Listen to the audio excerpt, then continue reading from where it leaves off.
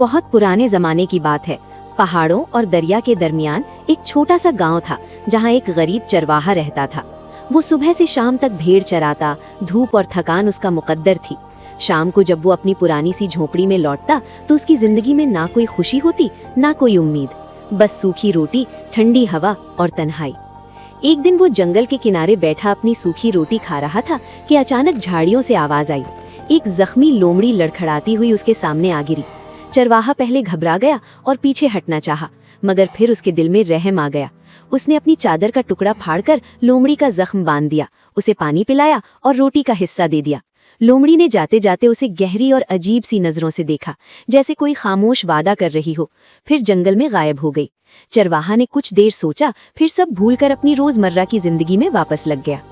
कुछ दिन बाद आधी रात को उसकी झोंपड़ी के दरवाजे पर जोर की दस्तक हुई। बाहर से आवाज आई, दरवाजा खोलो, तुम्हारी किस्मत तुम्हें बुलाने आई है। चरवाहा का दिल जोर जोर से धड़कने लगा।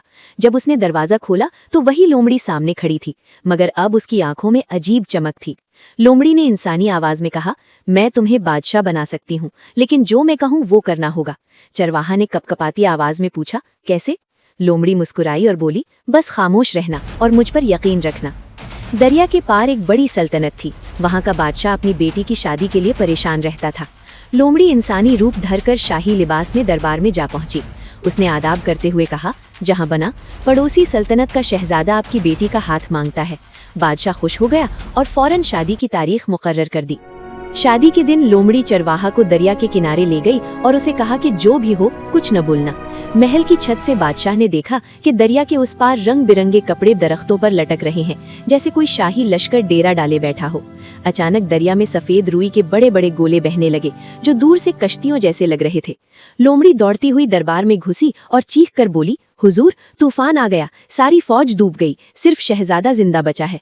बादशाह गम और हैरानी में डूब गया। फौरन सिपाही भेजे गए और सादे कपड़ों में बैठा चरवाहा इज्जत के साथ महल ले आया गया। बादशाह ने अपनी बेटी की शादी उससे कर दी।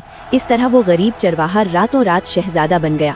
उसके पास महल था, दौलत थी, इज्जत थी, मगर उसका दिल अब भी सीधा और नर्म था।